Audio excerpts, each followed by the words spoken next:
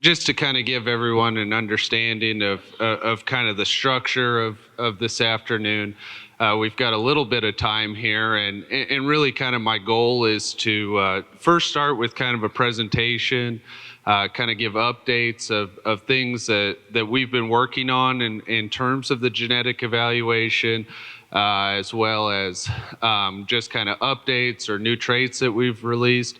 And then after that, we're going to kind of have an open session for folks to ask questions, about what I presented or maybe anything else that comes to mind. And so with that, I mean, please feel free to kind of jot your notes. I'm hoping that I'm planning on leaving a lot of time for that discussion. So I'm hoping that what I present today kind of generates some thoughts and questions, and we can have a very meaningful and hopefully good discussion following that.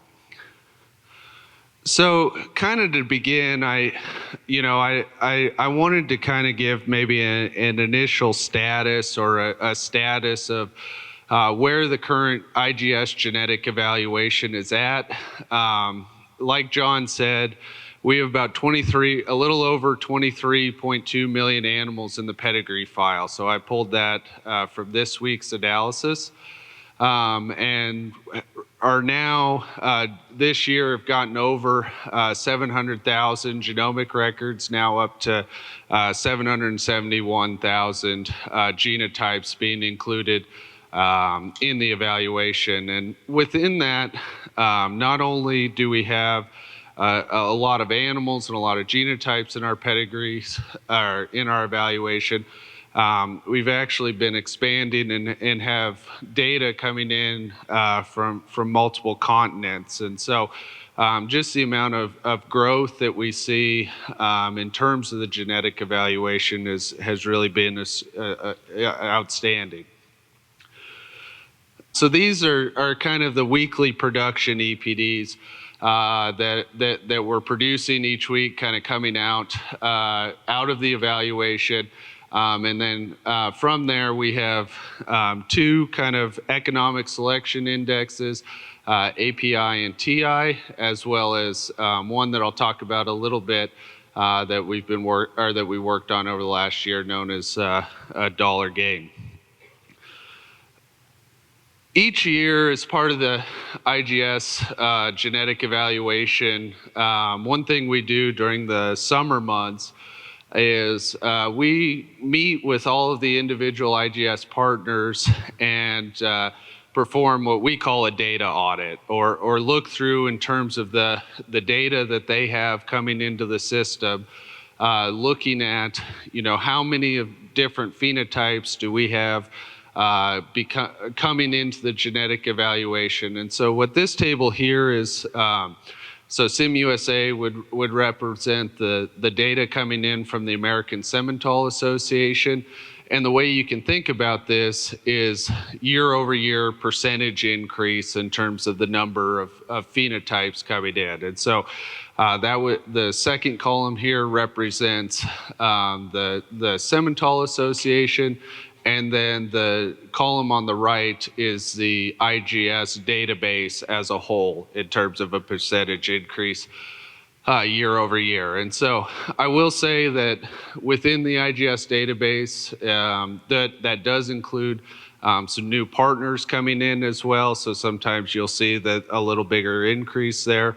But overall, it just kind of gives you an understanding of what kind of over the last year, in terms of a percentage increase, what our data or the data becoming available to the genetic evaluation has increased. And so as we kind of look across this table, it's probably not very surprising to anyone here that our biggest increase in terms of data points coming into the evaluation from both the Semental Association as well as IGS as a whole is genomic records, so genotypes coming into the evaluation.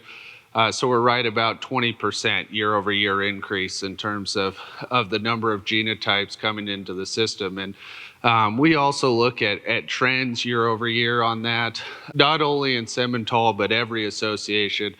It's a very exponential increase in terms of those numbers of genotypes coming into the system. And so, obviously that's going to be something that I think as time goes along becomes more and more commonplace of people providing genomic tests on their animals. As we look across kind of some of our growth traits in terms of the increase in those, looks like somewhere around 2 to 3% increase year over year in the amount of records coming into the evaluation for Simmental. Cavities, pretty similar level. Carcass data. I will say that Simmental does do a good job of being very committed and having numerous programs to try to collect carcass data.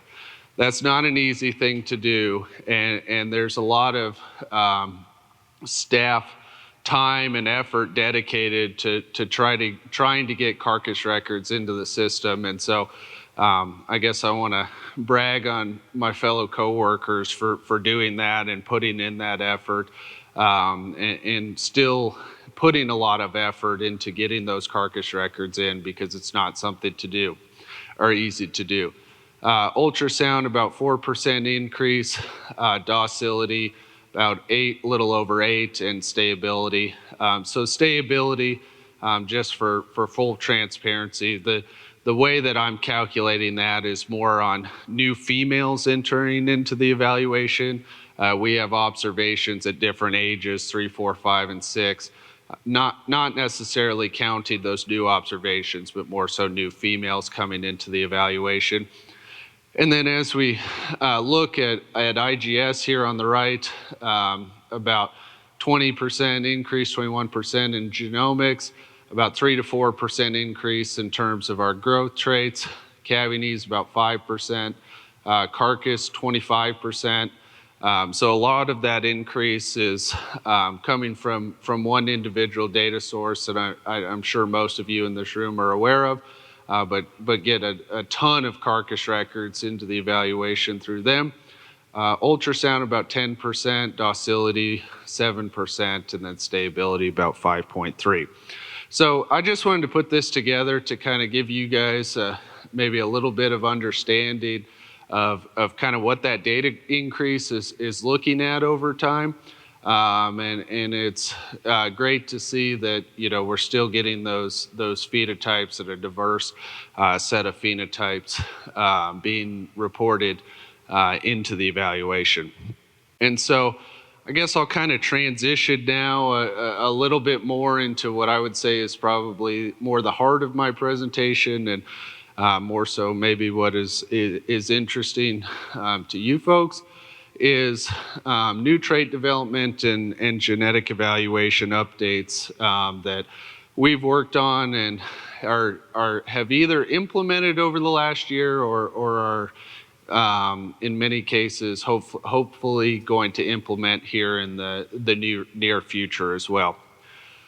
And so I didn't do this really, I guess, in any particular order. I just maybe as I kind of remembered them over time is maybe my characterization of how I put this together. But one thing that we worked on over the last year was a PAP evaluation. So for those that are not aware, PAP is pulmonary arterial pressure, and that is a phenotype that is very important for those that raise cattle at altitude. And so there was a goal to try to have our own internal PAP evaluation. And so did go through the process of variance component estimation and implementation of that. That evaluation is currently available on HerdBook. For this evaluation, we're doing something a little bit different. So not every animal will show up with a PAP EPD.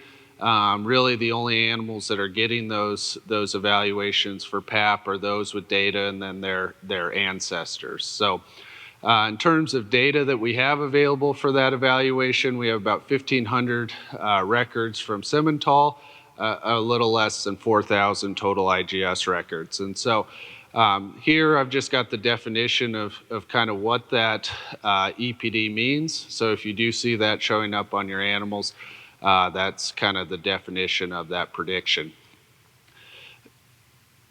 Moving into, I think, probably as we think about, if you are collecting PAP or looking to collect PAP information and submit that into the genetic evaluation, I wanted to give kind of some requirements or some information about how we are conducting that evaluation in order to make sure that if you are going to go through the effort to collect that data, that we're getting that incorporated into the EPD calculations. And so right now, the way that we're using the observation is each individual animal is only allowed to have a single observation.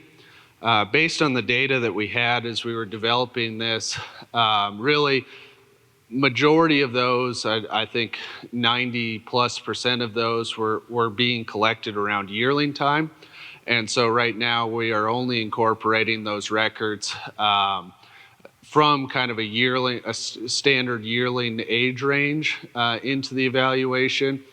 And we don't, some other PAP analyses will run kind of a correlated trait approach for lower elevations. We really didn't have any data with what we had initially at lower elevations, and so we put a threshold here of 5249, which you might think is a very random number, but it's about 1,600 meters, which is kind of a standard metric in terms, or 1,600 meters above sea level, which is kind of I would say, a standard for those that are collecting PAP measurements in terms of what they use as a cutoff between high and low elevation for PAP. And so within that, the contemporary group that we're fitting for that analysis is breeder code and PAP date. Again, just a single trait evaluation. Heritability that we're including for that for PAP score is about 0.27. So kind of moderately, lower end of what I would consider moderately heritable.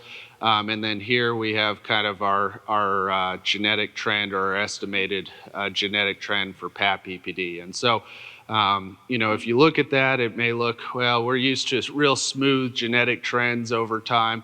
I think as data and information comes into that evaluation, we'll definitely see that smooth over time. And so now also within HerdBook, there is an ability to catalog that information, and so we are taking that information into the system. And so I guess if you do have PAP data that you haven't previously submitted, please get with me or maybe another staff member afterwards, and we can help you get that data into the system for future runs. Next, another trait that put a lot of effort into over the last year is dry matter intake. And so that was an evaluation that we put a lot of effort into and have implemented into the production run. So probably something a couple of months ago that you noticed started showing up on your animals. And so that genetic evaluation is a 3-trait single-step evaluation. And so those 3 traits that are included are dry matter intake phenotypes. So those would be collected via either some sort of feed intake system for those, as well as weaning weight and post-weaning gain.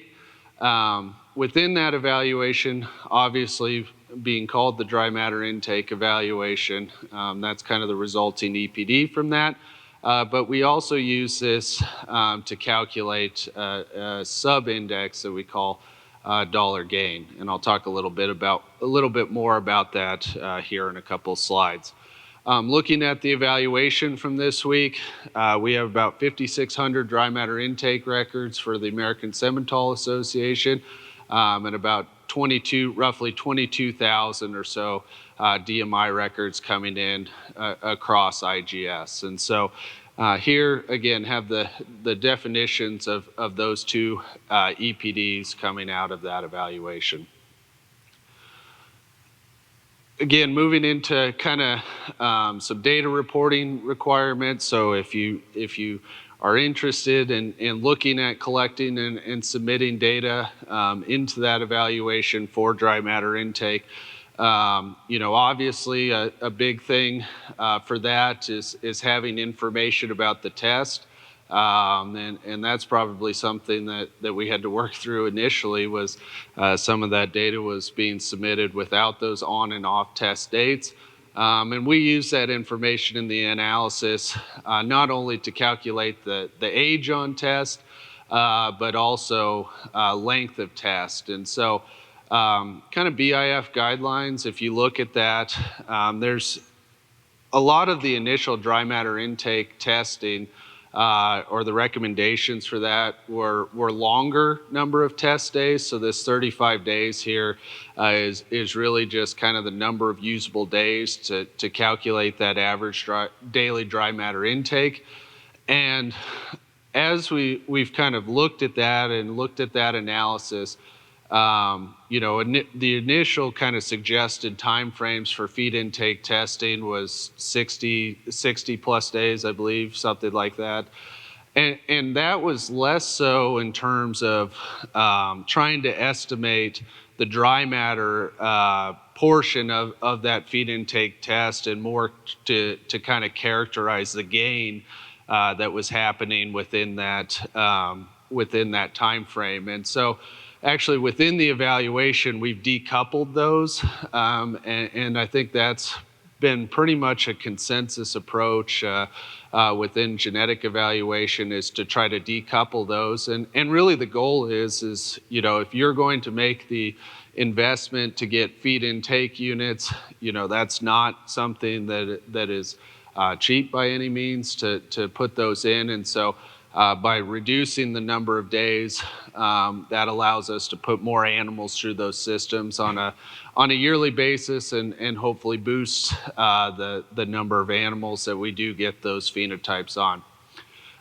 In terms of age of measurement, we're a little bit wider there. Some of that was to kind of accommodate some of the historical records, I think, as the initial work was being done to develop dry matter intake evaluations in the U.S. A lot of work was being put into, what is the right age, what is the range of ages, and so we had to be a little bit more accommodating. I would say kind of BIF guidelines or ideal guidelines is kind of in that post-weaning period, essentially, a little bit after weaning. And so although we allow a little wider age range in that, I would definitely recommend kind of going more in that post-weaning period. And then one thing that we do have is trying to identify as-fed records as an error check, just looking for those that on a dry matter basis would be consuming considerably more than what we would think as appropriate within that evaluation. And so the way we are contemporary grouping animals in that is a weaning contemporary group, which is formed similarly to the way we form our contemporary groups at our growth evaluation, then on test start date, producer supplied feed intake group, and then the number of days on test. Just quickly here, looking over the variance parameters or heritability estimates that we're including in the evaluation. So this table here, the diagonal elements would represent the heritabilities that we're including in the evaluation, and then above the diagonal is genetic correlations that we're including. So heritability for dry matter intakes about 0.26, so very similar to what we see for weaning weight and post-weaning gain. And then our genetic correlations to kind of our indicator traits that we're using in this evaluation is 0.51 for weaning weight and 0.63 for post-weaning gain. And so for For those of you that don't have feed intake systems, it's important to recognize those genetic correlations because that's the information that we're using to help form your genetic prediction for dry matter intake. The other portion that I wanted to talk about that's currently available on the website and something that we worked on is dollar gain. And maybe some of you guys have seen that show up on your EPD pages of your individual animal. And really all this is an economic profit equation. And really it just looks at the trade-off or the economic trade-off for our pound of feed relative to a pound of gain. And so if you kind of look at BIF guidelines and some of that information, they do a really good job of kind of going through and talking about the difference between different metrics that have been proposed, like RFI or residual average daily gain or other kind of metrics around feed intake that have been proposed previously. And their recommendation of that was to really just look at it in terms of profit. So those differences in an economic selection index. And so that was kind of the approach that we use for this in terms of trying to estimate our measure of efficiency or feed efficiency is to look at it more through that lens. And so here I just put together kind of a relationship on some high accuracy bulls. So if you look, the x-axis here represents an animal's post-weaning gain, and then the y-axis represents their dollar gain subindex. So obviously those animals who are higher post-weaning gain tend to have a better dollar gain. So this would be the relationship between dry matter intake and post-weaning gain EPD. So obviously we see, given the strong genetic correlations, that those are very positive to one another. And so, in most instances, if you look at your EPD profiles on your animals, the way that evaluation is going to work is if you have higher growth animals, we're going to estimate those as higher intake, given that stronger relationship. However, if we look at the relationship between dollar gain and the post-weaning gain EPD, again, we have post-weaning gain on the x-axis, dollar gain on the y. See a slight upward relationship, but even within those different post-weaning gain EPDs, we see variation across that line. And so the difference there is the differences in dry matter intake estimated for those different animals. And then similarly, we see as dollar gain increases that the DMI EPD on those animals tends to decrease. And so really what it's trying to do is look at and try to identify those animals that, given their level of growth and performance, are they eating or have a dry matter intake higher or lower than what we would expect? And so ultimately it's essentially a two trait subindex, and that's what it's doing, is negatively weighting dry matter intake and then positively weighting the average daily gain of the animal. Also pulled off some genetic trends for these traits off of herd book.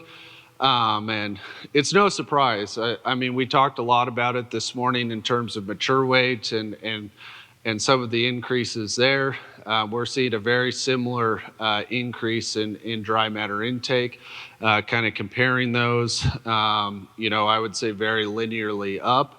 However, if we look at the genetic trend of dollar gain, I think we've done, here as of recently, at least looking at some of that relationship, and obviously I think this trend will change over time as this tool has become available. It's actually impressive given the increase in dry matter intake that we've kind of leveled out dollar gain in terms of not increasing dry matter intake too much on that. So look, those are just some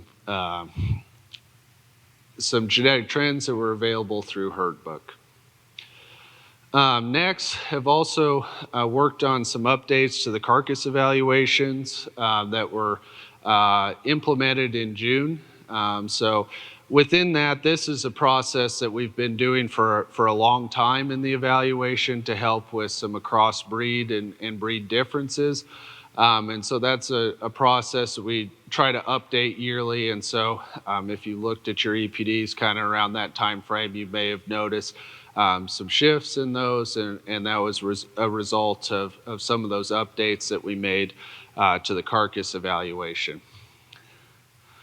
Additionally, have been working on some updates to the cavity evaluation. And so many of you are probably aware, several years ago, went through and did some updates to both the growth and carcass evaluation, which kind of the goal at that time was to increase our efficiency in those genetic evaluations. As we've added more partners, more animals, more genotypes into the evaluation, it's was causing challenges with run lengths every week, and so went through kind of an exhaustive process to kind of make some updates to make those evaluations run more efficiently. And so we're still trying to do that and still working on that for some of the other evaluations. And so just kind of, I guess, generally the updates is looking at updates to breed in year groups. And so the way we're kind of, I guess I say year groups, decade is a more accurate term. So updated those, and what that really helps with is just in situations where there's not a lot of representation, it just gives us a better opportunity for those models to converge. The other thing that this update had that I think is a great update was adding of genomics into maternal cavities. And so several years ago, we were fitting Boldt genomics effects for direct and maternal traits, and we were running into some issues with being able to fit those simultaneously. And so at that time, had removed those from the maternal traits, and now have come up with kind of an approach that allows us to fit those simultaneously. And so now we're going to have genomics included both in cavities direct and cavities maternal. And then, similar to the updates you get on your phone, once a month we're updating the software as well. And so kind of where this is we're currently in a beta testing phase that's kind of being reviewed by the IGS partners. And then I think our goal with that is to implement that into the larger production run in the next several months. Moving on to mature weight, and we had a lot of discussion about kind of mature weight phenotypes here and stuff this morning, and really appreciated all that. Mature weight has been something that's very much front of mind for me, and something that have been trying to put a lot of effort into having that evaluation kind of hopefully be out the door as soon as we can. And so kind of our approach for the mature weight evaluation is, again, a three-trait single-step genetic evaluation. And so those three traits would be mature weight phenotypes collected on females from 2 to 12 years of age, and then weaning weight and post-weaning gain in that evaluation. Again, we're still beta testing this, and that's being released kind of currently for review by IGS partners.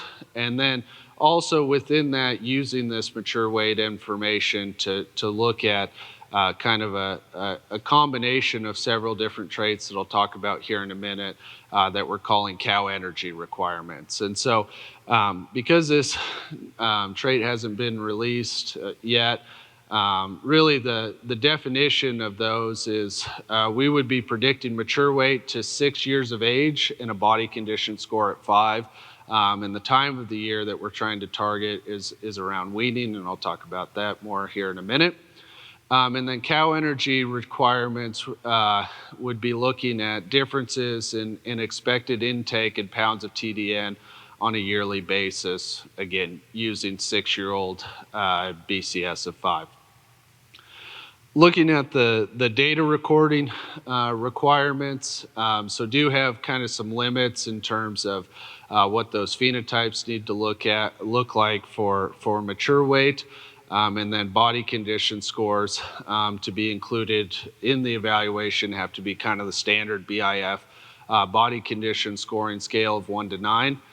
We do have it set up where a body condition score is not required to have a mature weight included. That'll be kind of run using an approach like a correlated trait. I'll talk about that here in a minute, but ideally would have a body condition score also associated with that mature weight record. And then one thing that I know I've gotten questions about is, when can we take these mature weight phenotypes?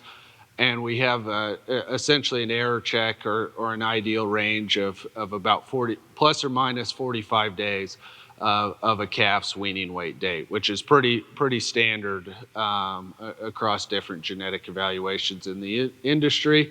And then similar to what I've talked about before, greater than 2 animals and between 2 years of age.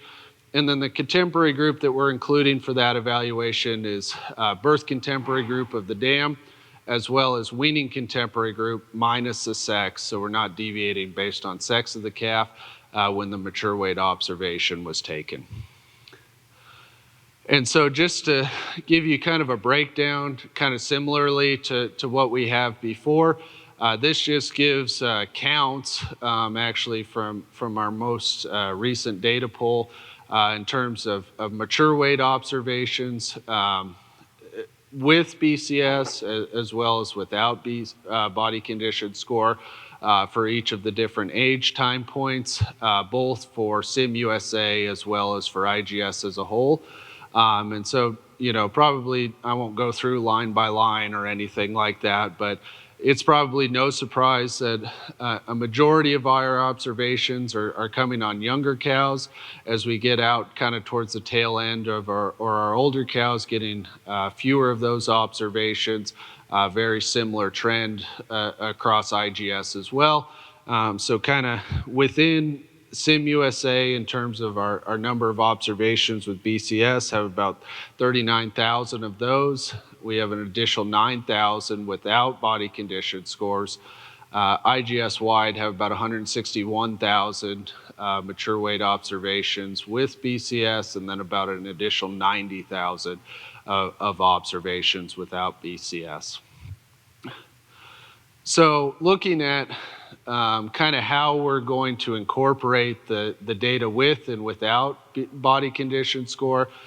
So what we're essentially doing is fitting a methodology kind of known as heterogeneous variance for these different metrics. And so for those records without BCS, the heritability of those is reduced relative to the observations at the same time point with BCS is kind of how we'll accommodate both records with and without BCS in the evaluation. So as you can see here, mature weight is a pretty highly heritable trait. It's one of the more heritable traits that we do run genetic evaluation on, kind of ranging anywhere from 0.44 to about 0.38 on body condition score. And so I guess if you have a question of why we are predicting it to age 6, that's because that heritability was the highest of the different age groups that we looked at.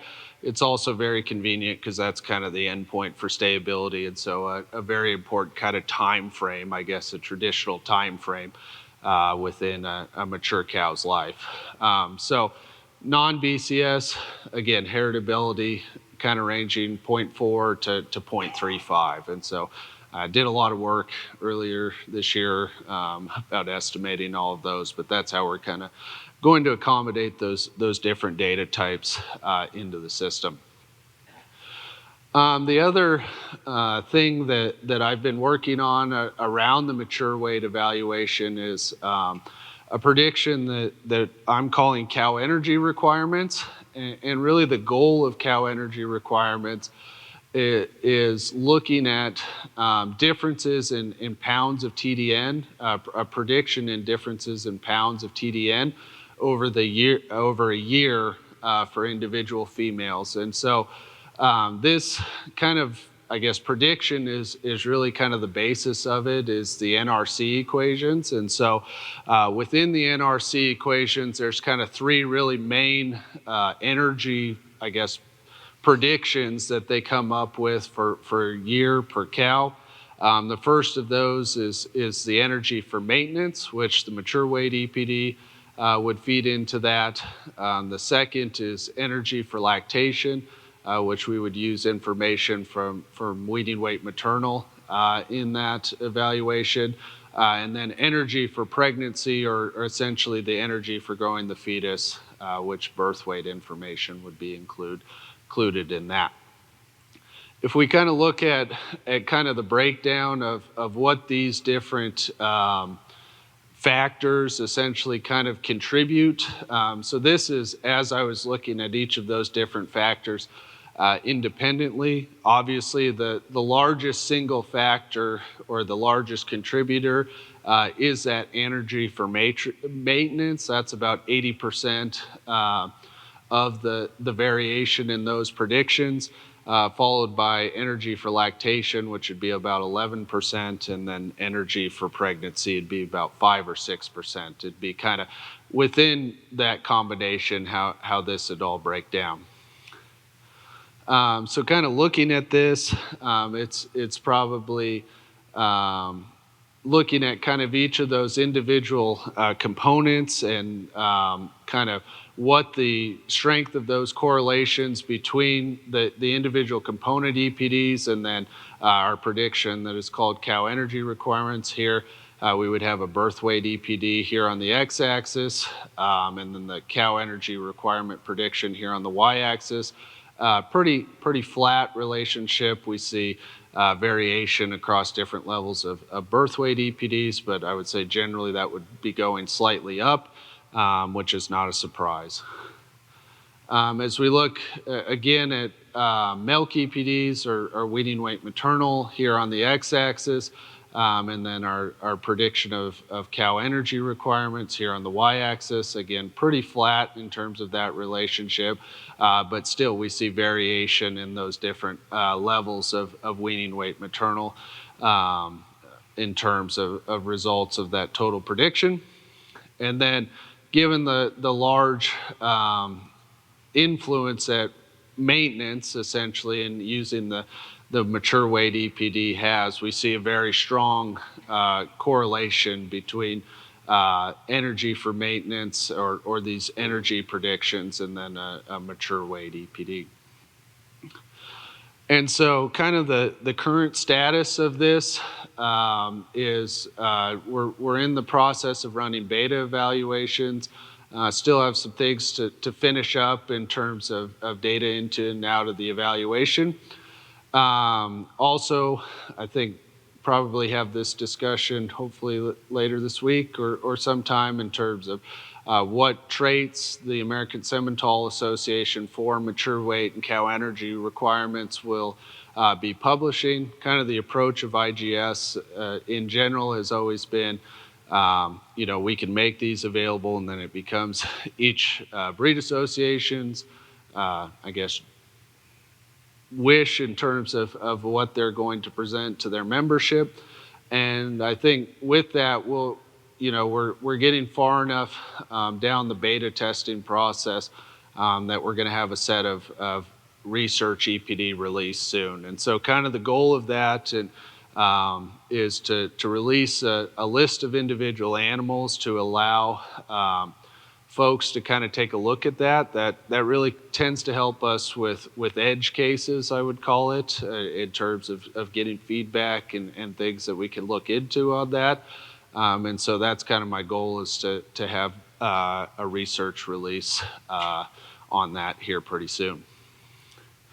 Moving into heifer pregnancy, have also been doing a lot of work on heifer pregnancy genetic evaluation over the last year. Again, this is a single trait, single step evaluation where our resulted EPD is heifer pregnancy. This one's still in the alpha testing phase, we call this. So we would go alpha beta production. It's kind of the time frame through that. Within that evaluation, have about 246,000 observations, heifer pregnancy from Simmental, a little over 500,000 observations from IGS in general, and doing essentially our definition of that trait would be differences in percentage of daughters that would become pregnant during their first breeding season. Looking at kind of some data information or data reporting information on this. So obviously, because we're looking at the first breeding season and trying to compare that within similar groups of animals, we're similar to things that we've implemented for calving needs, for example. Those have to be females that are less than 2 3/4 years of age. And then ideally, what we're trying to do is target contemporary groups that were exposed for 90 days or less. And so in some of the data sets that we have within the different IGS genetic evaluations, we don't necessarily have exact exposure windows. And so we're having to kind of go and back calculate some of that information based on distribution of kind of calving dates within a birth contemporary group. And so although we're trying to target 90 days, I did allow a little bit of leeway in terms of those that are a little bit longer of gestation to try to still include that data. But ultimately, that's what we're trying to do there is target those groups that are 90 days or less. And then any animals that are in a single animal contemporary group are removed from the evaluation. For that evaluation, the contemporary group that we're fitting for that is essentially breeder code, producers supplied heifer management code, and then birth year of that animal. Kind of as we're working through or working on that evaluation, the heritability that we're being fit or that is being fit for that evaluation is kind of a pretty standard literature estimate, essentially around 0.1 or so for heritability of heifer pregnancy. And then kind of the plan moving forward is hopefully releasing that initial alpha analysis to IGS partners for review in the next couple of weeks. Then after we've done that, allow them to review, move into the beta testing process, and then work towards a research release for the largest or for the larger membership for you guys. Last thing that I'm going to cover here is have been also doing some work on some beef on dairy data. And so kind of what I alluded to earlier in terms of the carcass traits coming into the evaluation, a large part or a majority of those carcass data coming into the evaluation are coming from beef on dairy animals. And so we've been implementing those carcass traits in the evaluation since 2020. And the group that is providing that to us has actually asked us about potentially including some growth traits into our growth evaluation on those beef on dairy animals. And so kind of the challenge with that, though, is their production system is a lot different than what we would have in our kind of traditional beef on beef production system. And so here I just kind of did a little schematic of just kind of a grand overview of kind of what those beef on dairy animals' lives kind of look like. So obviously here on the left-hand side, we would have the day those animals are born. Generally, they spend anywhere from a day or two there. Then they go to what is known as a depot site for maybe a day or two.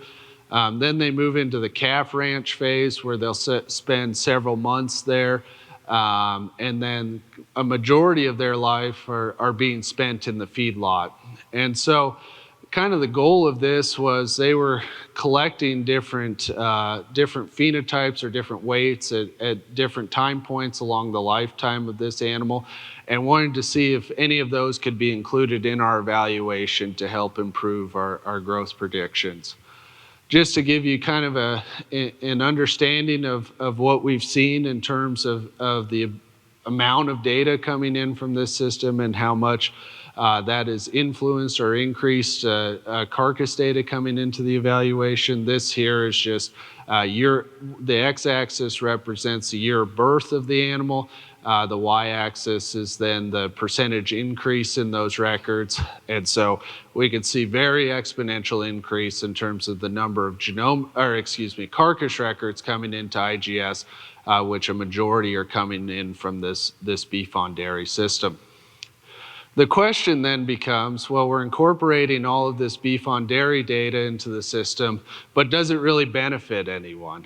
And so this is what's known as a chord diagram. And for anyone that knows me, they know I enjoy drawing graphs like this. So this one I really like. So essentially what this chord diagram represents is each of the different colors around the circle is a different breed association partner within IGS. And then the connecting lines or is the number of animals within that database that share a sire with the beef on dairy data. And so across that, and essentially within a number of different associations in the IGS system, we do share sires, and other associations also get to benefit from having that data come into the system.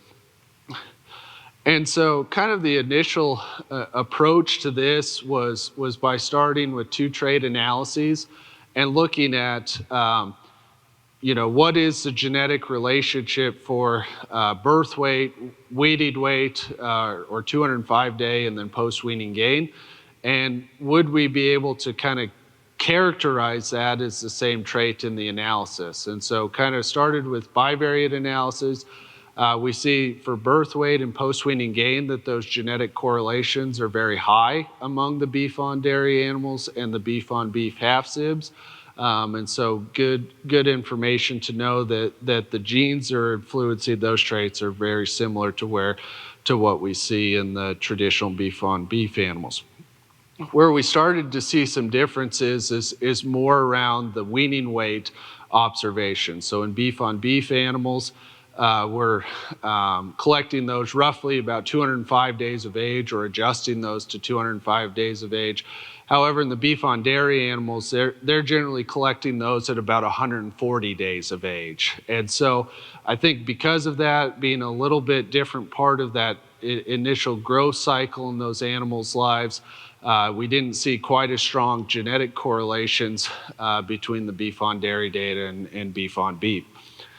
And so with that, we made the decision that because the bivariate analyses for birth weight and post-weaning gain were very strong, those genetic relationships, that we could incorporate that data kind of directly alongside the beef on beef records in our genetic evaluation. However, we would have to incorporate these 140-day weights as a correlated trait in the evaluation. And so actually, as I expanded this out into more traits, that correlation between our weaning weight and our beef on dairy 140-day weight actually decreased to 0.41. So that was just kind of further evidence that fitting that as a correlated trait is probably the more appropriate way to handle that. So this kind of allows, or output of this evaluation would allow those 140-day or feedlot entry weight collected on the beef on dairy animals to not only influence those EPDs, but also weaning weight EPDs of other animals in the system. And I think there, probably could be a case made that, several associations, and American Simmental has the whole SIM index of maybe these 140-day weight predictions are more appropriate to use in something like that.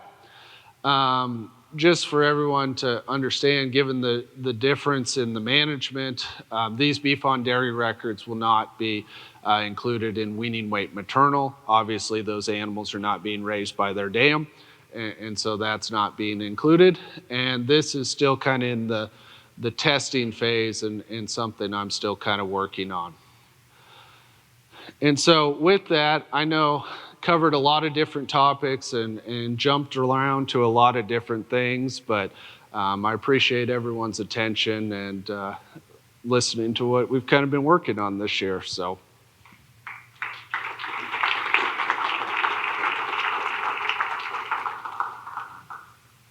One thing I'm wondering is that you are a person that I always admire, just you let the data and the facts lead you. So some of the things that you've learned in the last year, what's something that's kind of surprised you, maybe that went against what your initial impression was in some of this trait development stuff that you've been working on? Yeah, that's a good question, John. And I think I learn something new every day, or maybe run into a different headache every day, depending on how you want to look at it. Probably the one thing that I learned or was most surprised about over the last year is within that beef on dairy data set and looking at that, that it was very interesting to me that birth weight and post-weaning gain had such high correlations, but kind of that 140-day weight relative to weaning weight was quite a bit lower. And so that was something that I was probably, very surprised by. There's probably a whole multitude of other things that have kind of come up over the year that have surprised me. But always try to kind of let the data tell us where to go.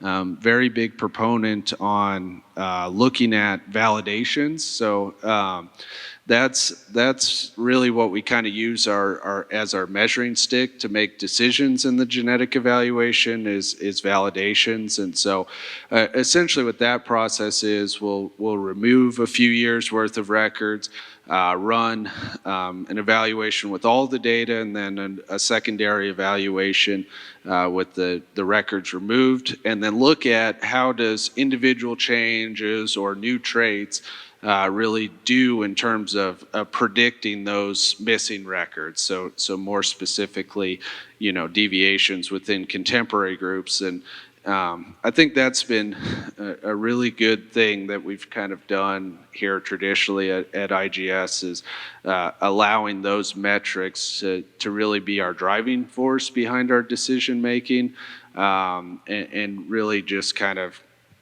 I guess, taking it out of the place of opinion and moving it more into objective measurements in terms of what we do actually implement in the evaluation. Absolutely. Well, I'll tell you what I love about Ryan and Jackie is they are two people that really believe in the mission of ASA. And talk about a pair of individuals that have had a big impact on the broader cattle industry. It's these two. So I'm not going to take any more of your time from you. Ryan is the type of guy, as you can imagine, he usually is back at home working on models, so he doesn't come out in public very often. So most folks here, this is going to be your one chance to talk to a man that might have a bigger impact than anybody in the cattle business. So I'm going to open it up for questions.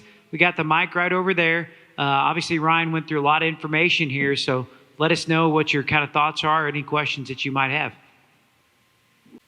I got a quick question for Dr. Boldt. I think it was in one of your slides on the DMI, it was a minimum of 35 days on the on-off test dates. Is there an optimal period that you guys are looking at in terms of how long those cattle need to be on that test? Yeah, Victor, that's a good question. So I would say in terms of dry matter intake, there's been research that have been done really looking at test length. And, probably the gold standard would be the more days you have, the more precise estimate. But they saw that, reducing those tests to really 35 or kind of 42 days, somewhere in that range. 35 would be the lower end of it, and that's kind of why we have that requirement. But, I think if I'm remembering correctly, 42 or more, generally the correlation between that kind of partial test versus a whole test was 0.9 or 0.8, high 0.8s, 0.9. And so by decoupling the growth information from feed intake, kind of the goal there and using our growth information as post-weaning gain alternatively, the goal there is to look at being able to run more animals through those systems. And so I would say, obviously the more time that you have those animals on test, you're probably getting a more precise estimate of what their average daily DMI, but there's a big law of diminishing returns on that in terms of, once we get past 35 or 42 days, continuing to have those on test for longer periods, we're not really gaining as much information and would be better off testing an additional group of animals, in my opinion. Thank you. Yep. Okay, other questions we have from the crowd? So, Dr. Boldt, could you run us back through cow energy requirements? Just summarize it a little bit. But I'm really interested in how we're collecting that raw data in regard to those older females that are consuming so much energy. And we talk about feed costs being, outside of this year, replacement females, but feed costs traditionally always being the largest cost element of the farm or the ranch.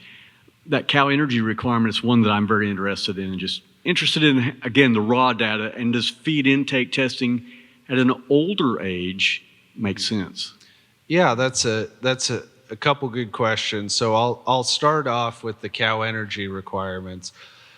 So cow energy requirement isn't necessarily like an individual phenotype that we're collecting. It's more so a combination using the NRC equations of information that we would have from the mature weight EPD, milk EPD, and then birth weight EPD. And the way that is, or that I worked on that, is we use the mature weight EPD, or kind of as part of the NRC equation, there's kind of three main energy functions. There's maintenance, so the amount of energy every day, and I should let Jon correct me if I'm wrong here, because this is way more his wheelhouse than mine, but energy for maintenance, so that's kind of just basic maintenance or energy that they need to kind of survive and thrive every day, is maybe how I'd describe that.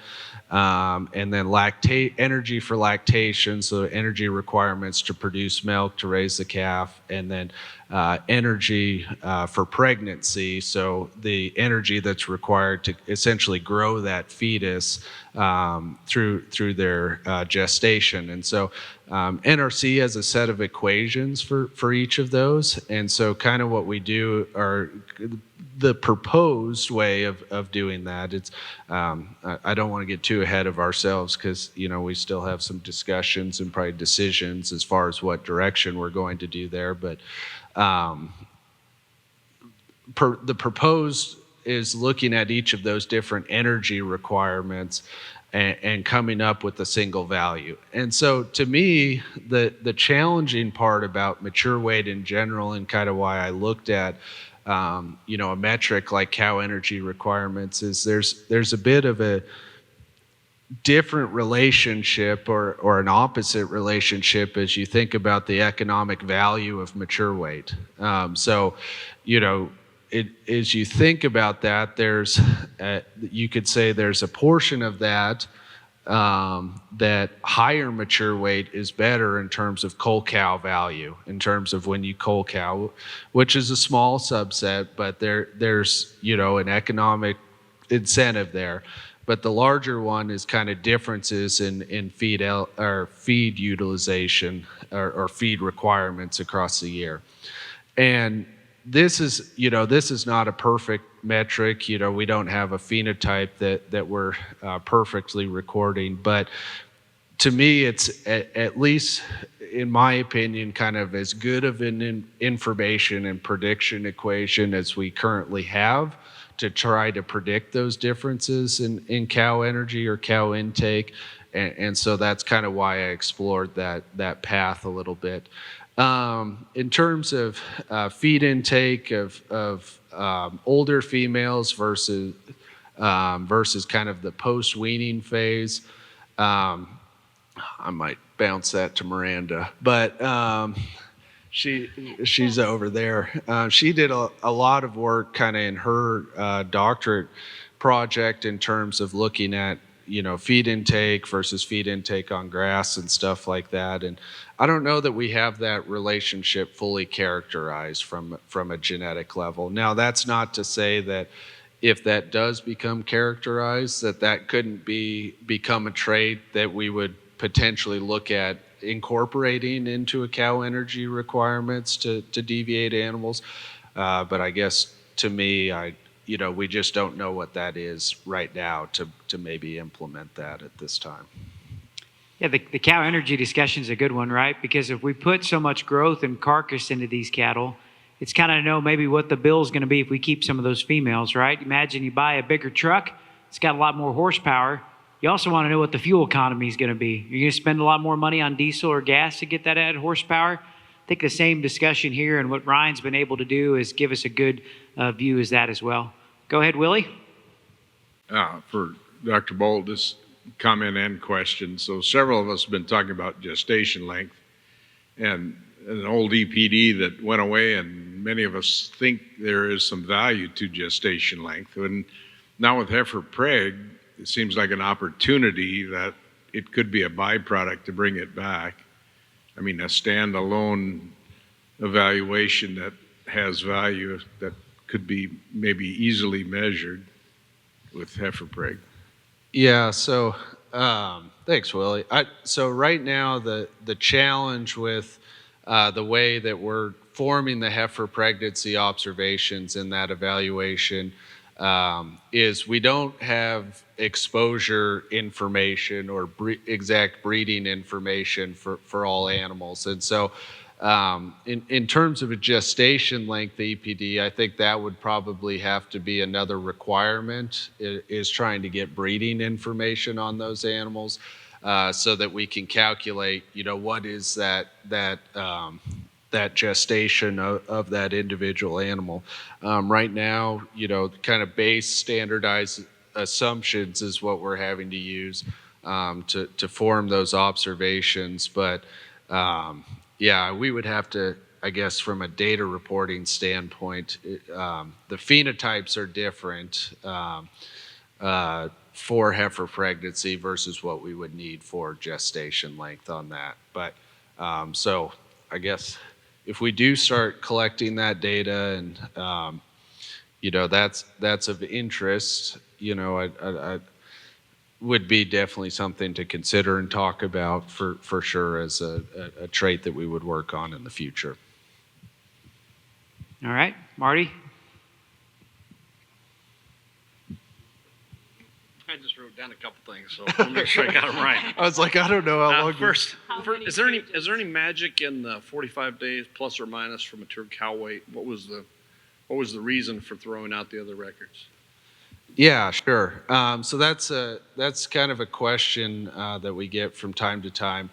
So I would say it's twofold. One is as we have to pick because we're using that weaning contemporary group of that female in the evaluation, our goal is to have that measurement being collected within that time frame. And so putting those measurements plus or minus that essentially time frame that we're using for the contemporary group is part of it.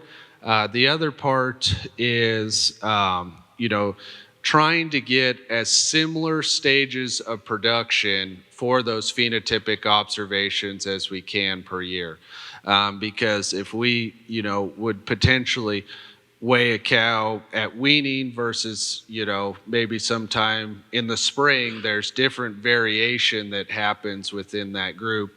And so trying to keep the data as consistent as we can over time is really kind of the driving force, and trying to get animals in as similar stage of production as we can obviously it's a lot of work to try to, both weigh cows and weigh calves, especially on the same day. So trying to build a little leeway in there, but still have some restrictiveness around that from a contemporary group standpoint and stage of production standpoint. So do you include any production information in the model, like the weaning weight of the calf or the calving date within that contemporary group, things that would cause variation in cow weight in my opinion, during maybe the at the point of her year that is the most affected by environment, might be near or just after weaning?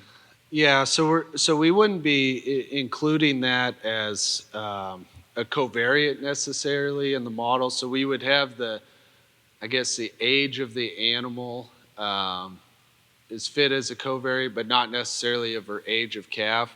But her calf's weaning weight would be fit as a correlated trait in that mature weight evaluation. So maybe not necessarily a covariate, but it's adjusted for that. Yeah, I wouldn't, maybe not directly adjusted, but that information is available in the evaluation.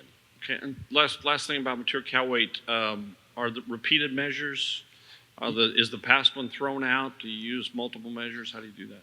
Yeah, that's a really good question, and I'm sorry I didn't go over that. Yes, we have the ability to use repeated measures on the same individual, and so if you're collecting it every year or multiple times throughout an animal's lifetime, we are going to incorporate each of the, let me back up. Within 1 year, if you're collecting that, we will use one observation per age time point. But if you would collect one at 2, 3, 4, 5, 6, all the way to 12 years of age, we would use each of those different phenotypes in the evaluation, and then they kind of essentially would get weighted based on that big slide of heritabilities and whether they do or do not have body condition score associated with them. That makes sense. I just, because sometimes they throw out it for some traits, if you turn in 2 weaning weights, they throw out the first one. Yep. Next thing is for PAP. Is PAP multi-breed?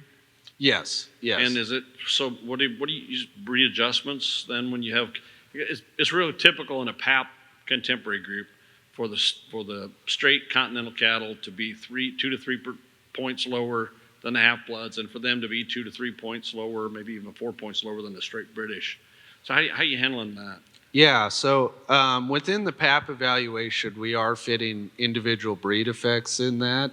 I would say our representation of breeds in that is not as expansive as what it would be in our growth evaluation, for example. So in situations like that, what we'll generally do is go through a process where we look at essentially what breeds we can fit and only fit those breeds. So, for example, it may be, Simmental, Angus, whatever, type, and just fit those directly, and then kind of group everything else together. And then hopefully we get more data over time and can split those out, but at least kind of in the interim, that's how we tend to handle those things. And so, that's a trait that obviously is very much in its infancy, and as we get, I think, more data and information in that, hopefully be able to do some advancements or adjustments in the future in terms of breed effects and things like that. So I'm hopeful there's a change coming about. I'm hopeful that we can get a big bunch of new PAP data for you in the next 12 months, maybe. Awesome. Maybe. Well, that's great to hear. Last thing is, how long before some of the new EPDs are incorporated in the indexes, like dollar gain in the terminal index and cow intake, all those things?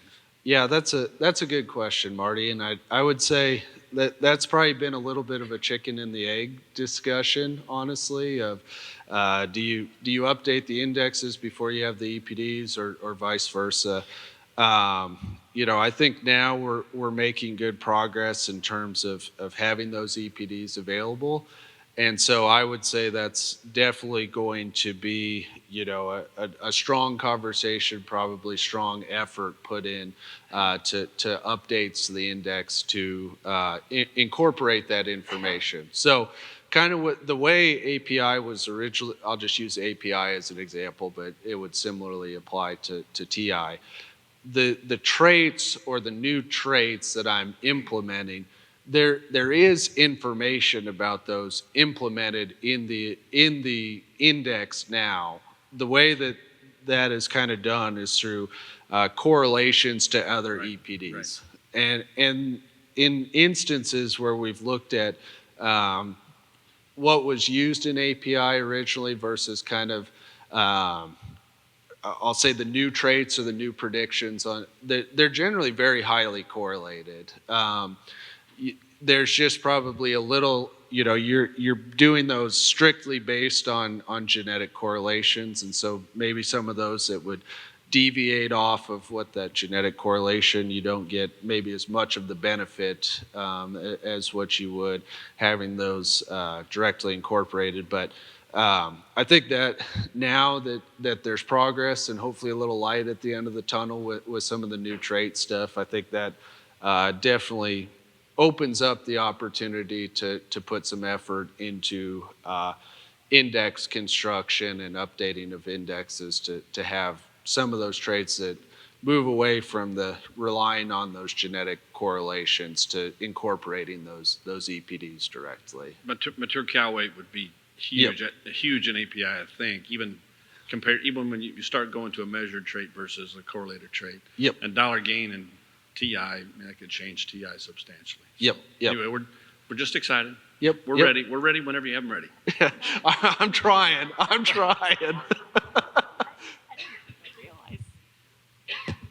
I didn't think you guys were ready yet, so we've just been sitting on it.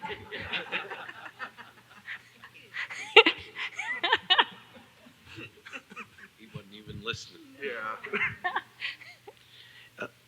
I don't think he was listening, but Dr. Ryan, I was having a visit with Dr. DeClerck about a week ago, and I told him, let you know who you're talking with. You're talking to a guy with 2 years education in college, so I think he agrees, and so I'm going to go back and say, I really had a hard time following you and on your slide presentation.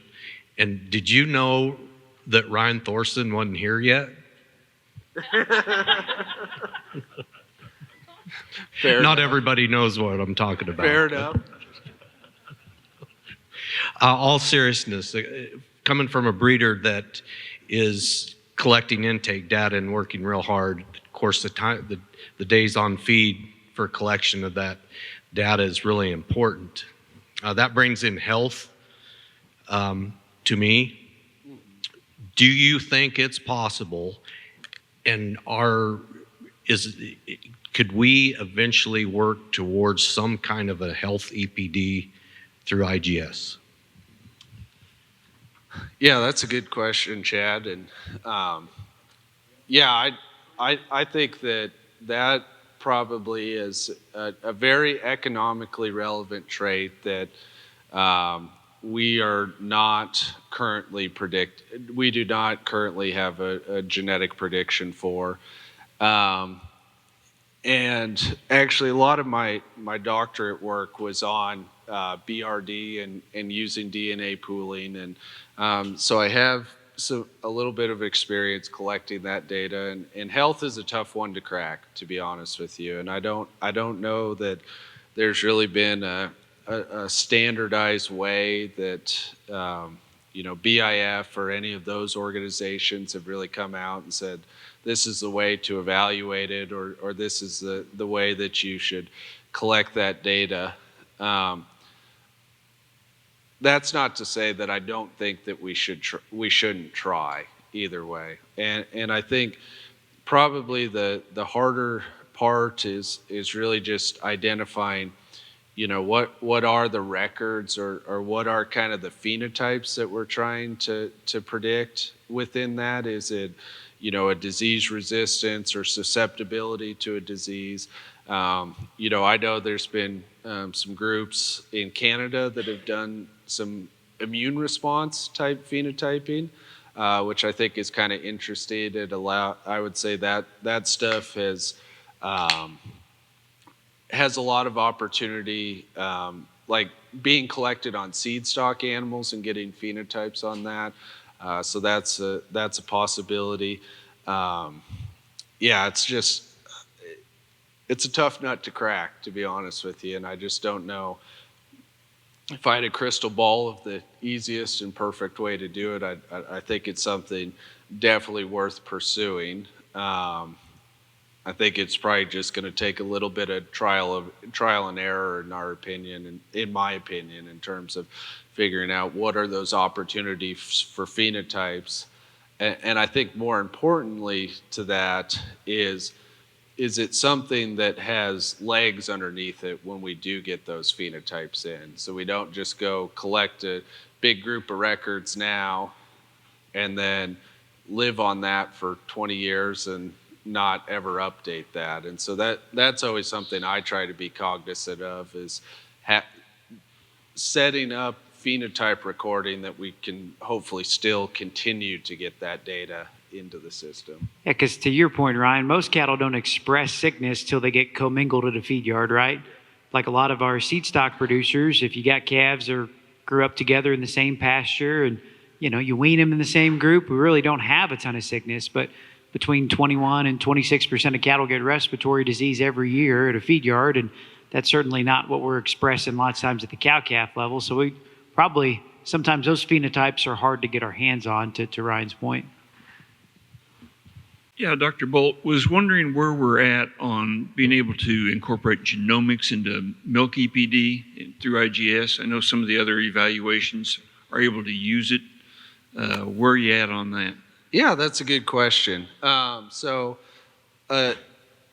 Kind of within Cavities maternal, that was kind of the first trait that we looked at incorporating genomics into the evaluation on both direct and maternal traits. And so kind of my plan is, as I'm working on some of this beef on dairy stuff and incorporating that as a correlated trait in the evaluation, another update with that would be to incorporate genomics in weaning weight maternal or the milk EPD as well. So I guess hopefully that's a project that kind of continues to progress forward like it has been. And so I would say likely we would implement that at the same time. So the addition of the beef on dairy records as well as genomics for weaning weight maternal. I got a question go ahead.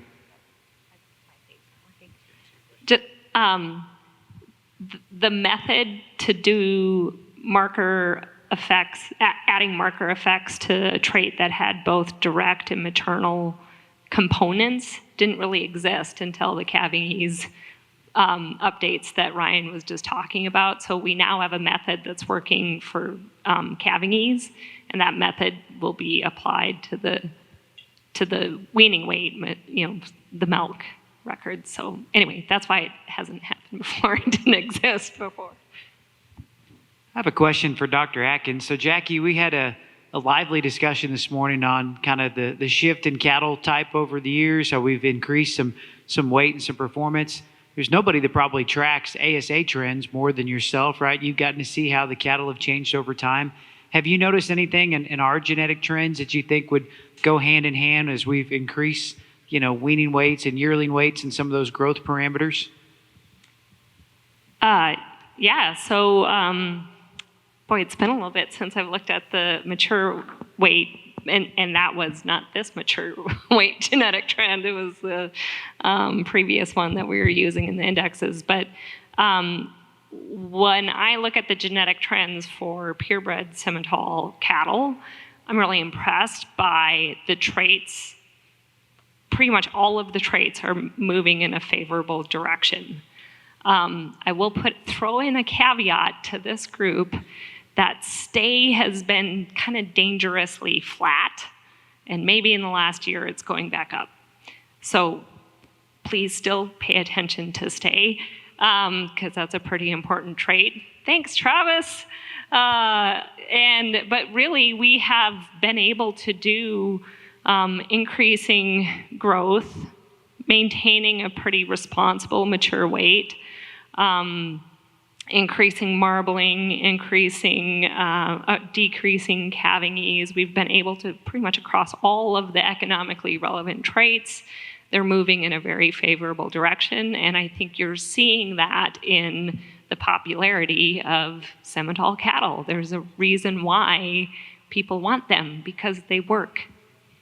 And there's a reason why in the past people didn't want them, because they weren't working. The genetic trends were not moving in a direction that they needed to be. So I'm really impressed with what the people in this room have done to really set Simmental on a successful path. And one other thing I was thinking about is, I don't know if folks paid attention to the comparison between ASA increase in percentage increase in the different types of data compared to the IGS increase.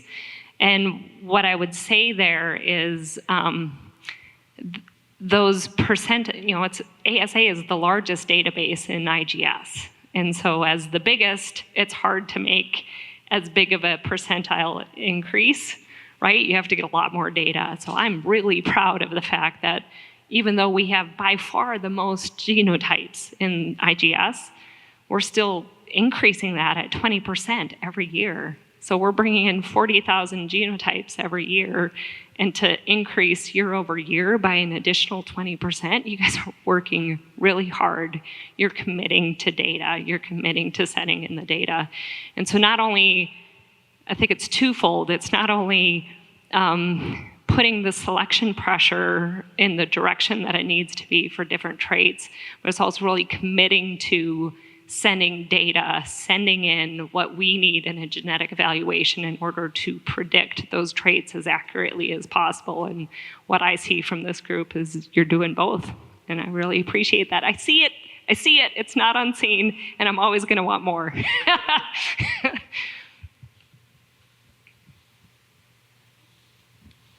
Well, I think that got another question. Go ahead, Quinn. One quick one. Dr. Boldt, the 5,249 feet on the PAP stuff, for those of us that are 5,100 feet, did our stuff just not get used? Is that? I would say right now, we just had to kind of draw a line in the sand on that. I think as kind of the approach there traditionally has been is generally those PAP evaluations will run kind of a high elevation PAP, lower elevation PAP, and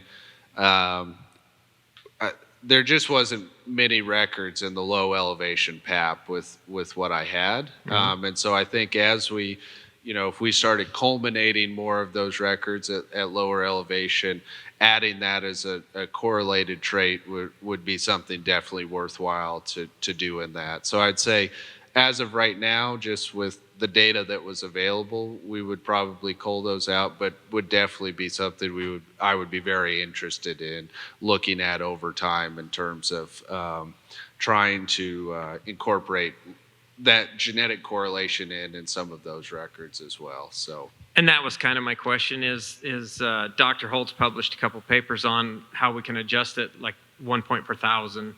And I didn't know if there was something we could do with that so it was usable. And that may be a good stopgap kind of in the interim, honestly, is looking at something like that to adjust those up. Just, I guess, memory-wise, it was a small number of records that we tended to have from lower elevations, but that's a good suggestion as maybe kind of an intermediate step that we could take potentially to try to incorporate those. Absolutely. Well, if you folks don't mind, please help me thank Dr. Atkins, Dr. Boldt, all the work they do at IGS.